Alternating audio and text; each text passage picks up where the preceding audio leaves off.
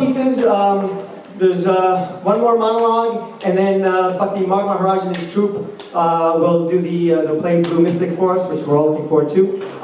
This monologue will be performed by, straight out of New York City, Bhaktin Meghan Sloan, who was in the first sketch with us. And it is called Krishna and the Serpent, a first-hand account.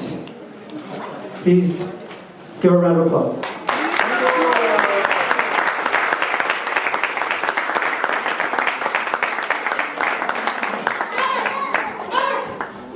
Mother, I just seen the most amazing... Yes, I know I'm late, but there was something... Okay, I'm sorry, I didn't mean to make you worry, but Mother, there was something... No, I didn't mean to do it on purpose. I promise. You're right, it was my fault. But Mother, there's it's about Krishna! Yes, I promise I didn't mean to make you worry, Mother. My friend Krishna was in trouble, and so were the rest of us. My friends, that is. But then, well, Krishna wasn't in trouble, and neither were we. Promise to listen without punishing me, Mother? We were out in the fields taking care of the cows. While we worked, we were saying how glad we were that Krishna and Balram had dealt with the nasty demons in the Taliban forest. Now all the delicious fruits were ripe to be picked, and the poor innocent animals no longer needed to be afraid, and... What's that? Why am I late? Right. Well, with the warm sun shining so brightly, and after working so hard and walking so far, we became very thirsty. Krishna told us to follow him to the Yamuna, so we fell in step behind him, watching his feet leave perfect imprints in the dust and grass. When we reached the Yamuna, our throats were so parched that we drank, and drank, and... Well, what we hadn't noticed was the water was, well, poisoned. I know, Mother, it sounds terrible, but I'm alive now! Not that I was dead before. At least I don't think so. I know, it sounds confusing. All I know is, after I drank the water, I began to feel very funny. And the next thing I know, the other boys were clutching at their throats and falling to the ground. My head began to ache. My body felt very weak. I was gasping for air. I felt my life slipping away, moment by moment. And just as my eyes closed, for what I thought was the last time, I felt a warmth flowing through my body, filling my heart with love. I opened my eyes, and Mother, I was staring directly into Krishna's smiling face. The pain was nowhere to be found. All worry and fear had left me. I looked around at the other boys. They were no longer writhing on the ground. They looked as happy and surprised as me. We knew that somehow Krishna had saved us from the poisoned water. But better than not being dead, Mother, was waking to Krishna's smiling face greeting me. If only all moments of awakening were filled with such a happy sight. Always our protector, always our best friend. No, Mother, that's not the end of the story. It gets better. Do you want me to continue? I'm really glad. Does this mean I'm not in trouble? No, I didn't think so. This next part is scary, Mother. We looked into the water to see if we could find what had made it so deadly. The most horrifying image. A giant, many-headed serpent swirled in the Yamuna, its skin as black as night, its eyes as red as flame, and clouds of poisonous nightmares spewing from its nostrils. I shook with fear, rooted to the spot. The air around the Yamuna had become so foul. The lush grass was turning brown and brittle, and the very life was being sucked out of the trees. I saw a bird flying overhead towards the banks of the Yamuna. I called out a warning, "Turn back!" But it was too late. As soon as it flew into the poisonous clouds, it fell down, dead. Tears welled up in my eyes. This beast was destroying Vrindavan, our beautiful home. I looked at my friends. Their faces said they felt the same as me. Except Krishna. He looked angrier than I have ever seen him. And so determined. I didn't know what he intended to do, but already his bravery was lessening my fear. I could see in his face he was thinking, "Serpent, how dare you poison these waters?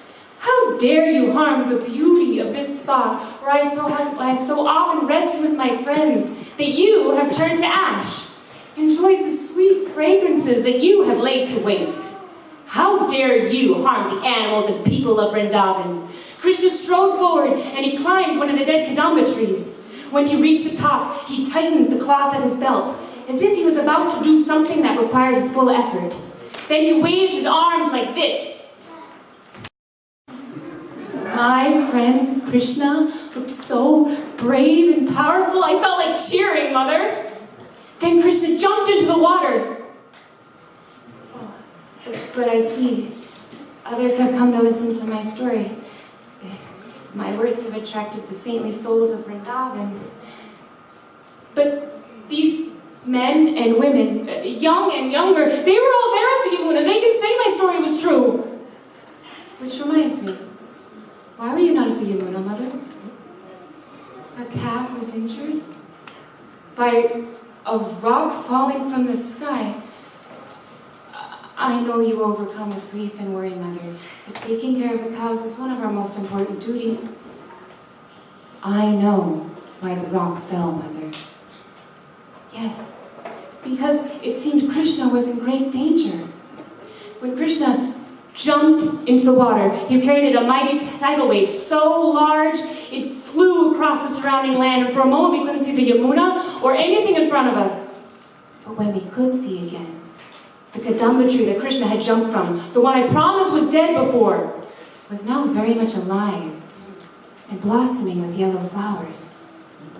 Krishna swam in the water towards the many-headed serpent, slapping the water with his arms and calling out to the demon with such a mighty roar, I would have covered my ears from the deafening sound had it not reminded me of the most beautiful music coming from Krishna. So like the songs he would sing while strolling through the forest, accompanied by a symphony of birds. The serpent became enraged. But how could you be angry with Krishna? With such wondrous melodies filling the air, when his playing in the water made him glisten like a cloud in his yellow silken garments, when his sportive smile was a true reflection of his pure heart. The serpent cared for none of this.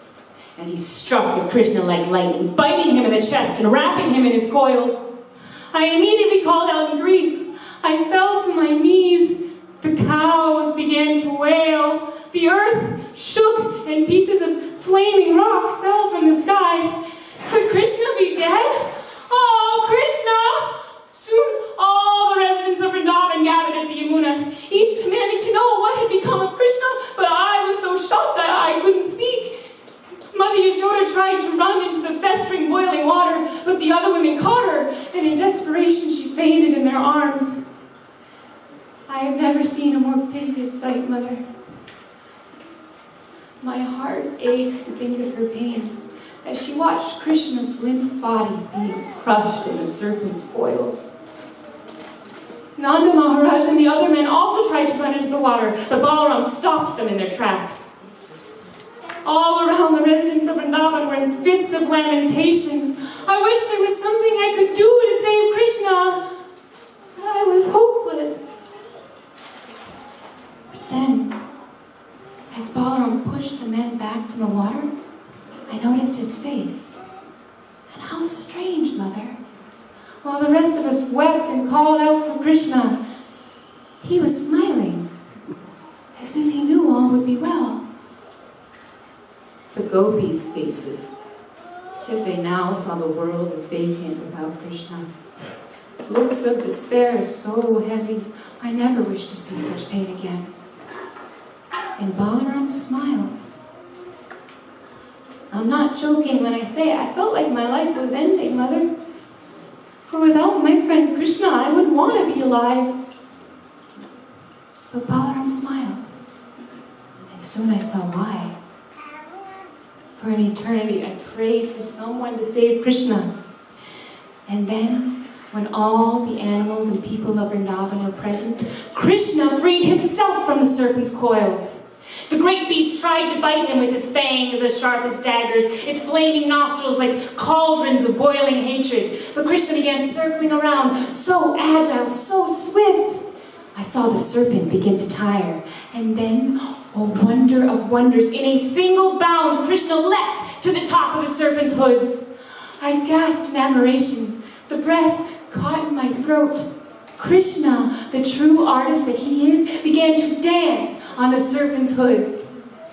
The rays of the sun shone through the jewels on the serpent's heads, making Krishna's feet appear glowing red as he ducked and span, leapt and twirled, his lotus feet moving so fast no one could ever hope to dance in such a way. Suddenly, the sound of music could be heard. The heavenly musicians, certainly pleased with the beauty of Krishna's dance, hoped to increase its wonder. Whenever the serpent tried to bring one of his hoods to strike at Krishna, Krishna would simply knock it down with his dancing feet. I was awestruck, but it felt like watching a disturbed mind, saying it wasn't defeated, that it still had power, when Krishna's lotus feet had destroyed any chance of its survival.